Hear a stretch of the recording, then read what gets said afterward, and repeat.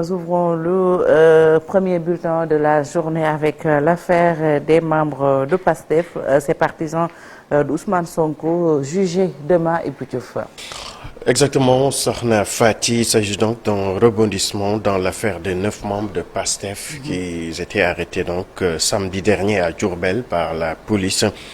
Le coordonnateur départemental du parti d'Ousmane Sonko, Aline Sen, et ses partisans ont été placés donc sous mandat de dépôt par le procureur.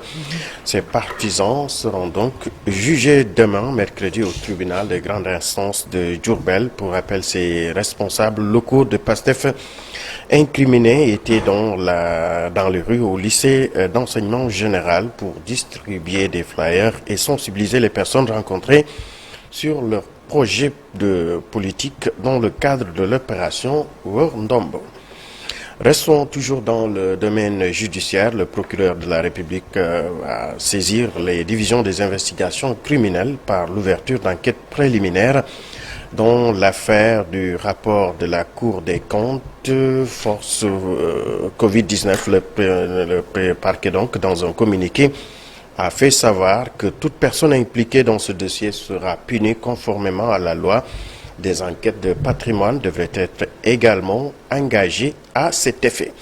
Et restons toujours dans ce registre. Le collectif Sunu à milliards du reste a déposé hier donc une plainte populaire auprès du procureur de la République. Le collectif veut que le rapport de la Cour des comptes sur la gestion des forces donc fonds Covid-19 ne connaissent pas le même sort que les autres rapports. Suivant à ce propos, Nina Pennafaye au micro de Mambiram Diouf. Nous avons déposé d'abord une plainte collective portée par déjà nos conseillers nous avaient suggéré juste de faire porter cette plainte de façon symbolique par 50 citoyens, dont certaines personnalités de la société civile. Mais vu l'engouement des Sénégalais, surtout de la diaspora, nous avons dû porter ce nombre à 110 citoyens qui ont porté cette plainte symbolique qui a été déposée auprès du procureur de la République. Mais au-delà de cette plainte collective, il y a aussi les plaintes individuelles que les citoyens ont tirées d'eux-mêmes, remplies. Il y en a qui nous ont précédés au bureau du procureur en déposant leurs plaintes.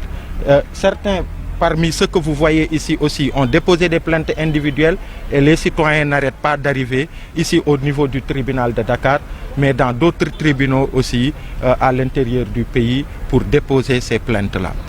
Et puis le Sénégal se rappelle Cheikh Anta Diop, Ibou Diouf, 37 ans après son décès. Exactement, Sokhna Fati, donc Cheikh Anta Diop a défendu et prouvé la place de l'Afrique dans l'histoire de l'humanité, de ses origines et à sa contribution aux grandes civilisations. Il a notamment travaillé à la rédaction de l'histoire générale de l'Afrique en Suisse, de son engagement politique et social. Aminata Mbaresso et Modou Diop revisitent l'histoire de l'homme politique. Le 7 février 1986, année de la disparition de Cheikh Anta Diop.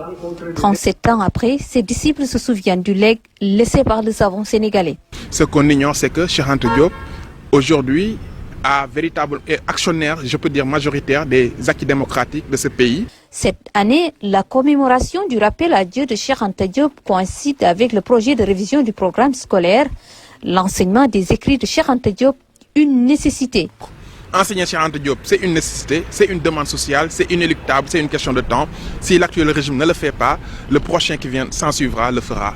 Une pétition avait déjà été initiée en 2016 pour ce même plaidoyer, mais elle tarde à être concrétisée. Il y avait une commission qui avait été mise en place et dans laquelle le secrétaire général Diallo Diop, le dernier secrétaire général du RND avant la fusion dans PASTEF, il participait à ces commissions, mais jusque-là, c'est resté juste au stade de vœux pieux. Les disciples de Cheikh Anta Diop ne baissent pas les bras. Ils comptent sensibiliser pour que les écrits de ce savant soient introduits dans les programmes d'enseignement scolaire sénégalais. Aminata Mbaresso, parlons à présent donc de la foire internationale de Kaolack. Le ministre de la Culture et du Patrimoine a saisi l'occasion pour inviter les collectivités territoriales à s'inspirer de l'exemple de Kaolack en développant des activités socio-économiques telles que cette foire. Il estime que l'on doit encourager les dynamiques de partenariat. Écoutons à ce propos le ministre Aliou au micro de Ousmane Dem. L'équité territoriale, c'est le fait de décomplexer tous les Sénégalais en les incitant par des actions concrètes à s'approprier leur identité, la valoriser, la célébrer en devenant des cadres d'attraction des autres. C'est ce qu'exactement Serigne Mboup est en train de réussir au niveau de Kaolack, de façon inclusive. Et ce que nous voyons aujourd'hui ici, je ne pense pas que dans la sous-région, en dehors des foires classiques organisées au niveau des capitales, qu'on puisse avoir une seule ville de l'intérieur dans la sous-région organisant une activité socio-économique aussi importante sur fond d'animation culturelle.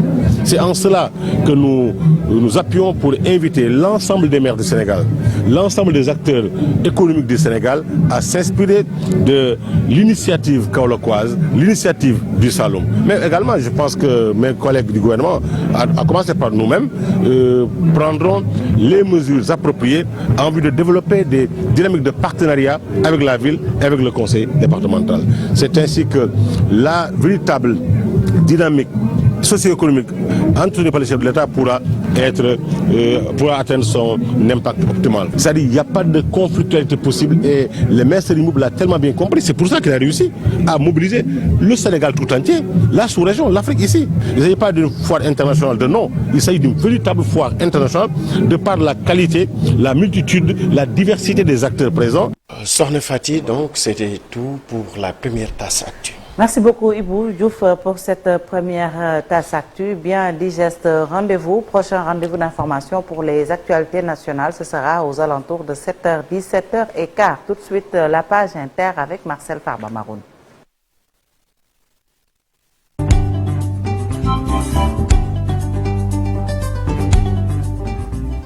Nous ouvrons cette page internationale avec ce tremblement de terre survenu en Turquie.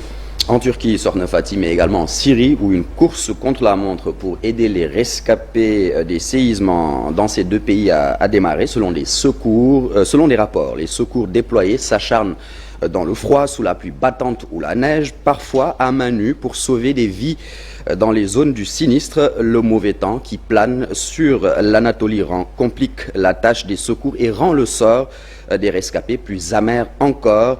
L'aide internationale à la Turquie doit commencer à arriver aujourd'hui avec les premières équipes de secouristes de France et du Qatar notamment.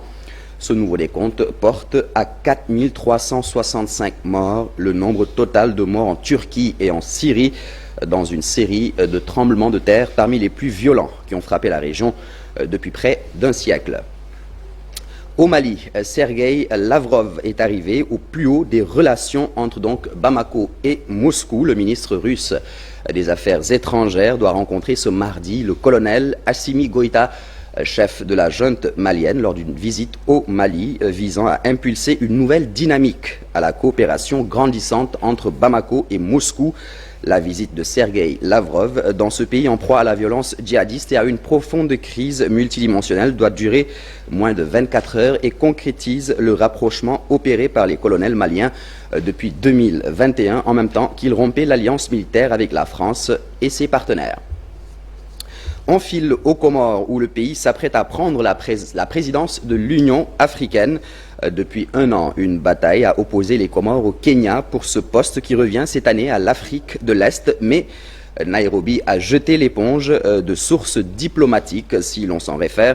Cela devrait être officialisé lors du 36e sommet de l'institution panafricaine des 18 et 19 février à Addis Abeba. Pendant des mois, le Kenya a mené une campagne active en coulisses pour tenter d'empêcher les Comores d'accéder à la tête de l'Union africaine. Une bataille si âpre qu'au sein de la diplomatie comorienne, on reste encore prudent tant que rien n'est formalisé, de peur d'un revirement de dernière minute. On termine cette actualité internationale au Togo où le rapport de la Cour des comptes sur les fonds Covid révèle des anomalies de gestion des marchés attribués sans cadre Au ministère du Commerce togolais, par exemple, 31,5 tonnes de riz ont été commandées pour plus de 8 milliards et demi de francs CFA sans commande explicite, pas non plus de documents justifiant l'engagement de l'État dans le processus d'acquisition du riz. Idem au ministère de l'Agriculture, des commandes d'engrais établies gré à gré d'une valeur de 4,5 milliards sans mise en concurrence comme le prévoit la loi. Des hôtels et auberges réquisitionnés par des préfets à la place du ministère du Tourisme, parfois oralement, des virements effectués sur des comptes bancaires personnels, mais aussi les deux opérateurs Togocom et Move Africa devraient transférer l'enveloppe, mais près de 800 millions de francs CFA n'ont pas été dépensés et ni le ministère de l'économie numérique ni les sociétés de téléphonie n'ont daigné répondre aux sollicitations de la Cour des comptes. Sorna Fati. Merci beaucoup Marcel Farba Maroun pour la page internationale. Rendez-vous également tout à l'heure pour le Wolof. Tout de suite, Café Presse, Café Court avec Chérif Dia.